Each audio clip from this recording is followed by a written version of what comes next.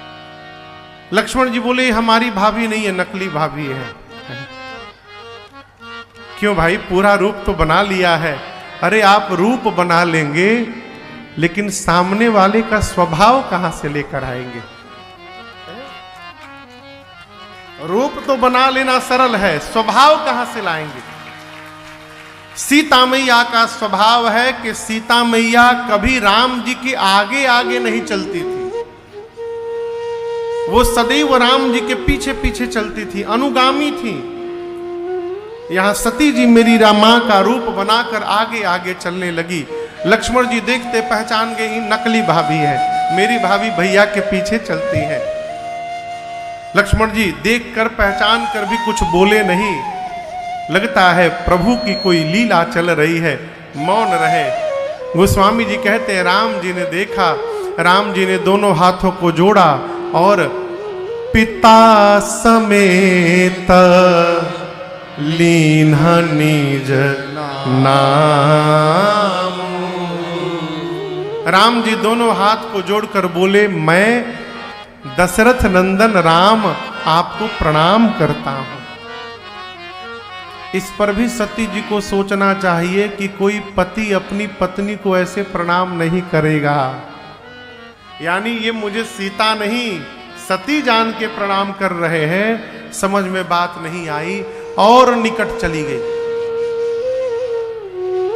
जब अत्यंत निकट सती जी आई तब राम जी ने हाथ जोड़े जोड़े पूछा मां बाबा कहां है? अकेले अकेले वन में घूम रही हैं आप, आपको पता नहीं वन कितना खतरनाक है, भयानक है। सीता को मैंने अकेले छोड़ा, कोई हरण करके ले गया, आप भी अकेले अकेले घूम रही हैं, ये ठीक नहीं है। बाबा कहां है? कहे वो बहोरी कहां वृषकेतु विपिन अकेली फिरहु के ही हेतु। क्यों अकेले घूम रही हैं आप? प्रभु के श्रीमुख वचन मेरी मां सती के पांव के नीचे से धरती को खिसका दिया हो, शरीर कांपने लगा, अपराध का बोध हुआ। अपनी अज्ञानता के कारण मैंने आज भगवान में संशय कर दिया है, अपने पति के वचनों पर मैंने अविश्वास किया। अब जाऊंगी वापस तो क्या उत्तर दूंगी उनको? बिना कोई शब्द कहे सती जी लौटकर शंकर जी के पास गई और बाबा ने सीधा प्रश्न किया, कहिए कैसे परीक्षण किया आपने? मां तो सत्य बताना चाहती थी, लेकिन एक आपसे निवेदन करूं, जो मनुष्य जीवन में बहुते नाटक करता रहता है, कभी ना कभी वो नाटक उसी के साथ हो जाता है।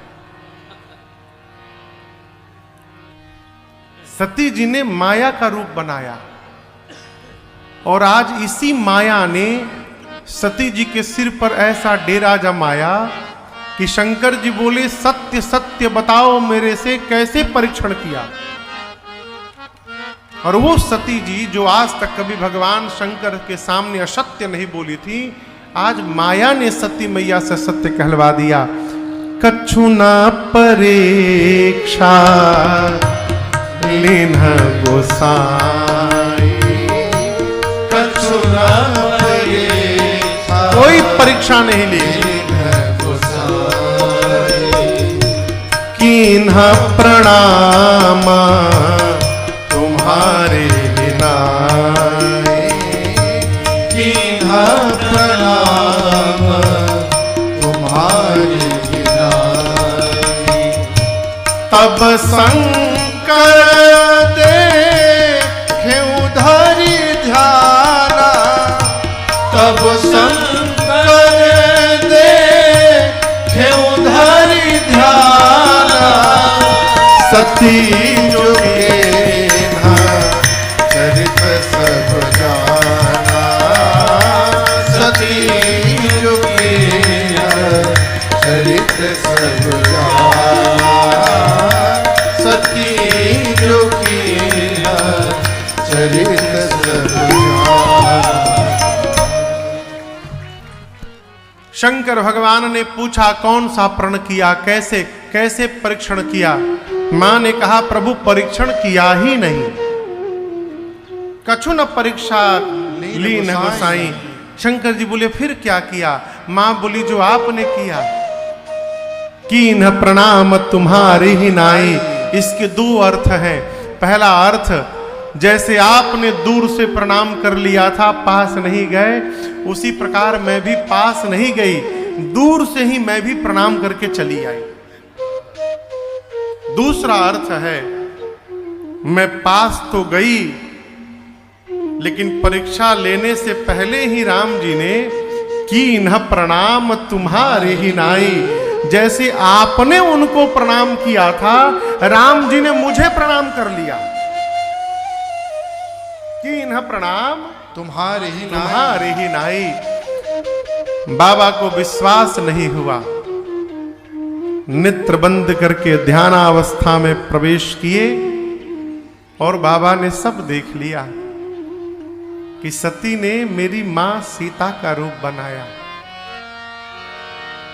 और शंकर जी को इतना कष्ट हुआ यहां पर, इतना बड़ा अपराध। बाबा के मन में संकल्प हुआ और उसी समय शंकर जी ने संकल्प कर लिया कि यही तन सती ही भेंट मोहि नाही। जब तक सती अपने इस शरीर में है, मेरे से आज के बाद इनका भेंट होने वाला नहीं है। त्याग कर दिया मां का। आकाशवाणी हुई, आकाशवाणी ने प्रशंसा की। मां ने बार बार पूछा प्रभु आपने कौन सा प्रण कर लिया। शंकर जी बताए नहीं। क्यों? मैं अपने मुख से नहीं, अपने व्यवहार से बताऊंगा कि मैंने आपका त्याग कर दिया है। और व्यवहार क्या?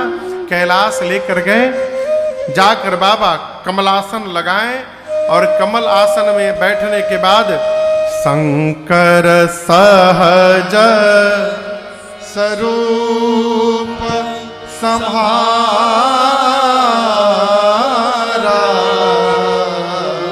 लागे समाधि अखंड अपारा। भगवान शंकर कैलाश जाकर समाधि में बैठ गए, अखंड समाधि। कितने दिन के लिए बैठे रहे पता है आप लोगों को? समाधि कितने दिन की लगी? 87,000 वर्ष। कितने दिन? गोस्वामी जी सोचे कि लोग क्या सोचेंगे, 87,000 वर्ष कैसे समाधि लग गया। तो बाबा ने तुरंत अगले पंक्ति में कह दिया तजे समाधि शंभु अविनाशी। 87,000 वर्ष कौन बैठा रहा? तो जो अविनाशी है। अविनाशी के लिए 87,000 वर्ष कुछ नहीं है, वो 87,000 लाख वर्ष बैठ सकता है। जिसका विनाश ही नहीं होना है उसके लिए अवधि क्या है? हो 87,000 वर्ष बाद बाबा समाधि से बाहर निकले, राम नाम का स्मरण किया है। सती मैया जान गई कि बाबा जग गए, जाकर सती जी ने वंदन किया है। बाबा ने बिठाया, लेकिन यहां दर्शन करिए, जैसे यहां बामांग में बैठी हैं, सती जी को बामांग में नहीं बिठाया। कहां बिठाया? सन्मुख शंकर आसन दी। अपने सन्मुख बिठाया। क्यों? वामांग में बैठने का अधिकार सती मैया खो चुकी हैं, इसलिए बाबा ने सन्मुख बिठाया। देखिए, जीवन में व्यवहार करते समय बहुत सावधान रहना चाहिए। मां से एक भूल भई, मां ने असत्य कह दिया, बाबा ने त्याग दिया। शंकर जी लगी कथा सुनाने, लगे कहन हरि कथा रसाला। उसी समय एक घटना घटती है। सती मैया के पिता का नाम है दक्ष प्रजापति। क्या नाम है? दक्ष प्रजापति। दक्ष प्रजापति।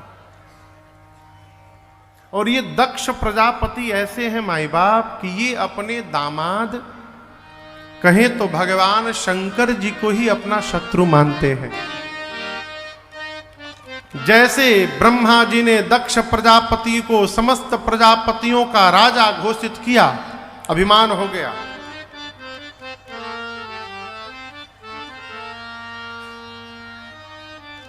अभिमान से बचना चाहते हैं? हाँ, अभिमान से बचना चाहते हैं?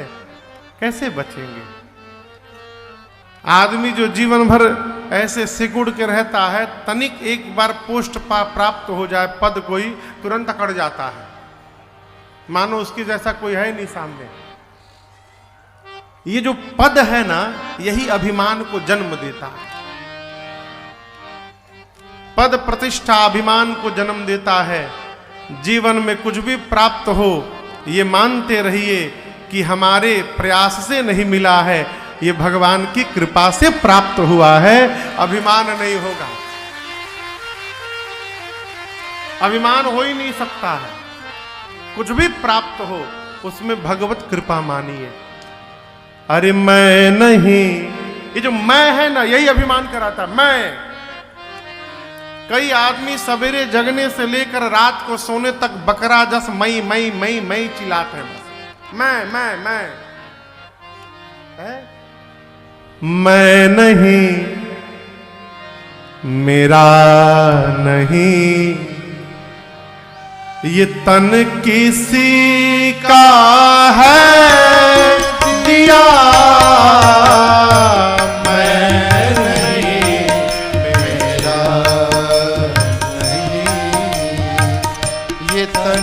किसी का है दिया, मैं नहीं, मेरा नहीं, ये तन किसी का है दिया। मैं नहीं, मेरा नहीं, ये तन किसी का है दिया। जो भी मेरे पास है, जो भी मेरे पास है, वह धन किसी का है दिया। जो भी मेरे पास है, वो धन किसी का है दिया। मैं नहीं, मेरा नहीं।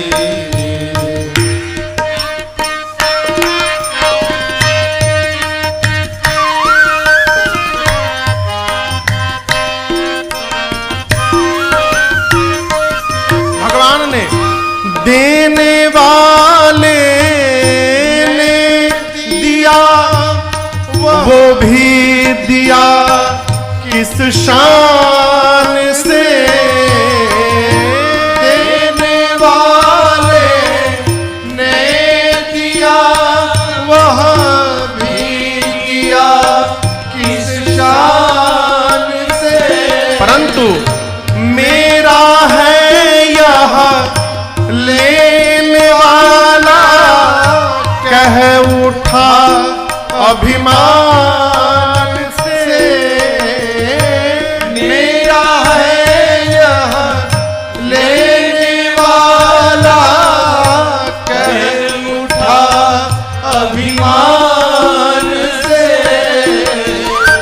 मैं मेरा ये कहने वाला, मैं मेरा ये कहने वाला, मन किसी का है दिया।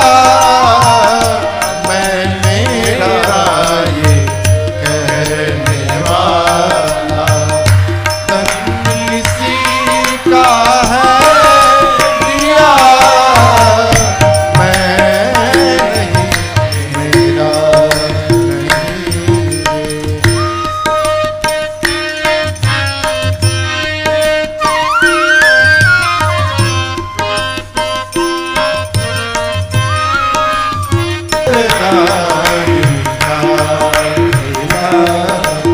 मधुबन किसी का है दिया, मैं नहीं मेरा।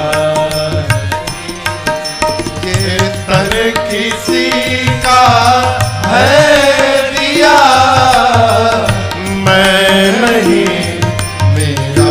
मैं नहीं मेरा मैं नहीं मेरा।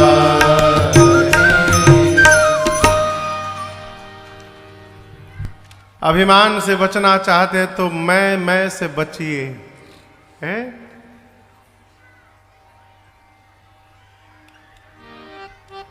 एक महात्मा हुए,